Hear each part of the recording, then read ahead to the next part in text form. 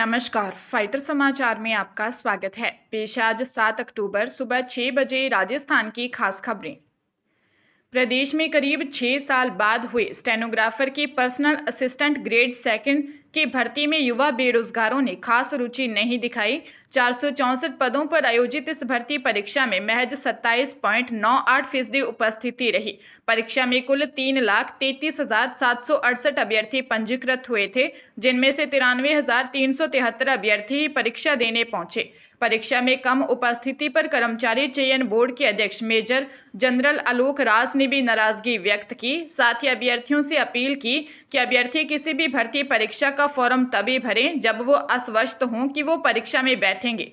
Board की ओर से परीक्षा के लिए अजमेर, अलवर, भरतपुर, बीकानेर, जयपुर, जोधपुर, कोटा और उदयपुर जिले में परीक्षा केंद्र बनाए गए। यहाँ 2 पारियों में परीक्षा आयोजित की गई।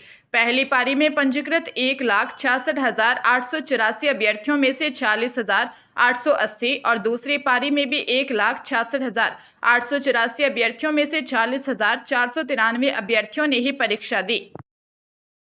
टोंक विशिष्ट पोक्सो कोर्ट के न्यायाधीश मधुसूदन शर्मा ने निवाई क्षेत्र के मदरसे में छात्राओं से गंदी हरकत करने के 2 साल पुराने मामले में मदरसा के तत्कालीन व्यवस्थापक 47 वर्षीय फिरोज अख्तर को 5 साल जेल की सजा सुनाई है। साथ ही 60,000 रुपये का जुर्माना भी लगाया है। कोर्ट ने अपने निर्णय में बताया कि तत्कालीन व्यवस्थापक फिरोज ने निवाई क्षेत्र में एक मदरसे में 3 नाबालिग बच्चियों को चॉकलेट देने के बहाने अपने पास बुलाया और छेड़छाड़ की।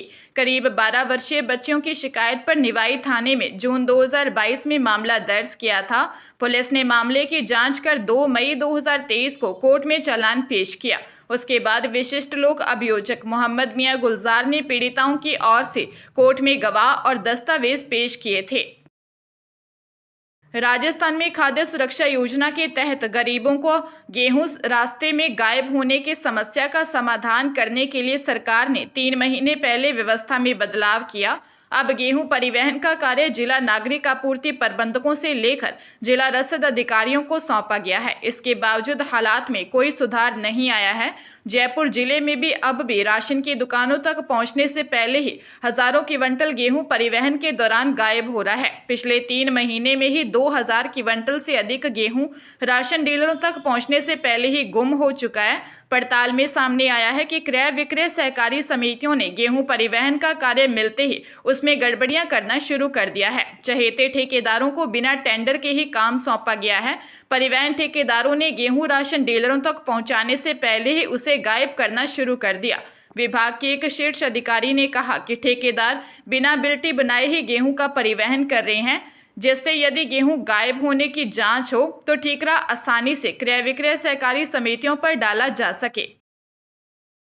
भ्रष्टाचार निरोधक ब्यूरो की लगातार कार्रवाइयों के बावजूद कर्मचारी इतने बेखौफ हैं कि सरकार की अनुबंधित संस्थाओं से कमीशन मांगने से नहीं चूक रहे। अलवर जिले में छुट्टी के दिन राजस्थान प्रदूषण नियंत्रण मंडल का एक प्रशासनिक अधिकारी अनुबंधित कंपनी के ऑफिस पहुंच गया। वहां अस्पतालों से बायोमेडिकल वेस्ट उठाने के संबंध में होने वाले एग्रीमेंट की आय में 50% कमीशन मांगने लगा। कंपनी का कार्य संचालन देख रहे अधिकारी को अस्पतालों की पूरी लिस्ट थमा दी। पूरा घटनाक्रम सीसीटीवी कैमरे में रिकॉर्ड हुआ है। वसूली का खुलासा होने के बाद विभाग के अधिकारी संबंधित कर्मचारी पर कार्रवाई की बात कह रहे हैं। मामले में आरोपी आरपीसीबी के प्रशासनिक अधिकारी गणेश लाल मीना का कहना है कि मैंने उन्हें मेरे परिचित के आने पर रियायत देने का आग्रह किया था। कमीशन मांगने की बात गलत है।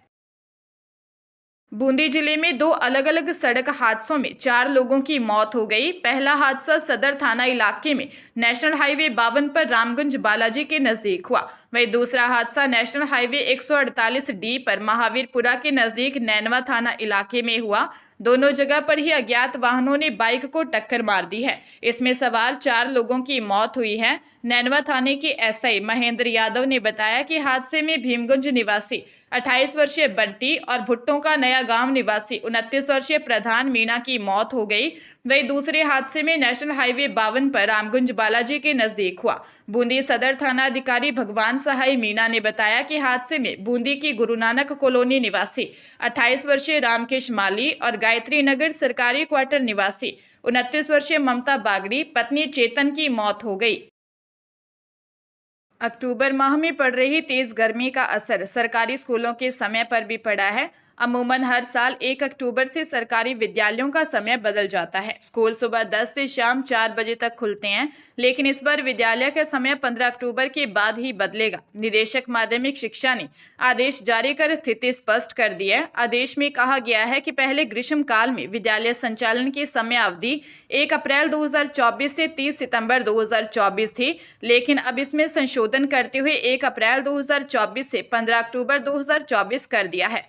इसी तरह शीतकाल में विद्यालय संचालन की समय अवधि पहले 1 अक्टूबर 2024 से 31 मार्च 2025 थी। अब इसमें संशोधन करते हुए 16 अक्टूबर 2024 से 31 मार्च 2025 कर दिया है। समझा जा रहा है कि मौसम में बनी गर्माहट के कारण समय में बदलाव किया है। दौसा जिले के कलेक्टर देवेंद्र कुमार यादव के नाम से फर्जी व्हाट्सएप आईडी बनाकर उनके अधीन अधिकारियों और परिचितों से पैसे मांगने का मामला सामने आया है। ऐसे में जब मामला जिला कलेक्टर के संज्ञान में आया तो उन्होंने फर्जी नंबरों की जानकारी तत्काल दौसा एसपी रंजीता शर्मा को दी। वहीं मामले की शिकायत साइबर थाना दौसा में दर्ज करवाई गई। उसके बाद अब पुलिस फर्जी व्हाट्सएप आईडी के नंबरों की जांच में जुट गई है।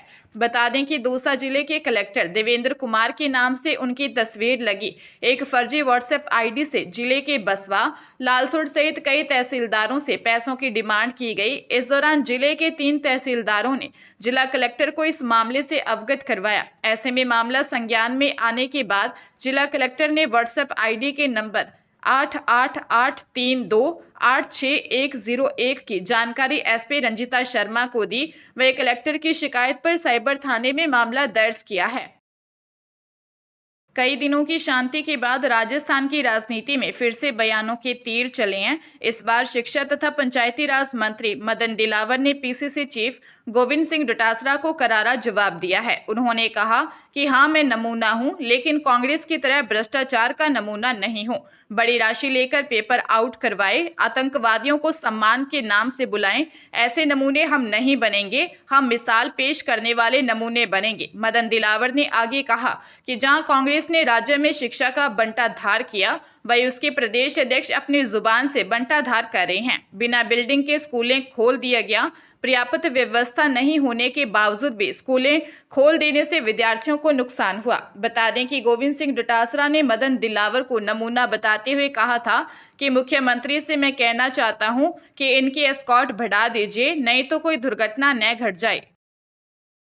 अजमेर के कृष्णगंज थाना क्षेत्र में डिजिटल अरेस्ट का मामला सामने आया। साइबर ठगों ने युवती के आधार नंबर को 538 करोड़ के घोटाले में शामिल होने की बात कहकर 1.25 लाख रुपए ऐंठ लिए गए। राजीव कॉलोनी निवासी सुमन कुमारी ने दी रिपोर्ट में बताया कि उसके पास एक कॉल आया। कॉल करने वाले ने उन्हें कहा कि उनके आधार आईडी से मुंबई अंधेरी से एक सिम कार्ड खरीदा गया है जो लीगल एक्टिविटीज में शामिल है। इसके चलते सुमन के आधार कार्ड से जुड़े समस्त सिम कार्ड 2 घंटे में डीएक्टिवेट हो जाएंगे। जब सुमन ने फोन पर बात की तो सामने वाले ने कहा कि वह ट्राई से बात कर रहा है और आपके साइबर डिपार्टमेंट मुंबई की हेल्पलाइन से जोड़ रहे हैं और उनसे बात करके मुकदमा दर्ज करवाने और गिरफ्तारी का डर दिखाकर डिजिटल अरेस्ट कर 1.25 लाख रुपए हड़प लिए। पुलिस मामले की जांच कर रही है। बूंदी में जेसीबी ने एक स्कूली छात्रा को टक्कर मार दी जिससे उसकी मौत हो गई। नाबालिग पिता की शॉप पर जा रही थी। इस दौरान लापरवाही से क्रेन चला रहे आरोपी ने लड़की को टक्कर मार दी। एक्सीडेंट करने के बाद आरोपी चलती क्रेन से कूदकर भाग गया। स्थानीय लोगों ने नाबालिग को हॉस्पिटल पहुंचाया, वहां से उसे गंभीर हालत में कोटा रेफर किया गया। इलाज के दौरान उसकी मौत हो गई। घटना डाबी थाना क्षेत्र की है। हादसे का सीसीटीवी फुटेज भी सामने आया है। हेड कांस्टेबल दामोदर प्रसाद मीणा ने बताया कि 13 वर्षीय मनीषा महावर पिता की शॉप पर जा रही थी। नेशनल हाईवे 27 पर दूधीकुड़ी में एक जेसीबी की चपेट में आ गई थी। आरोपी क्रेन से बुद्धपुरा की तरफ जा रहा था। जेसीबी जब्त कर लिया गया है और आरोपी की तलाश जारी है।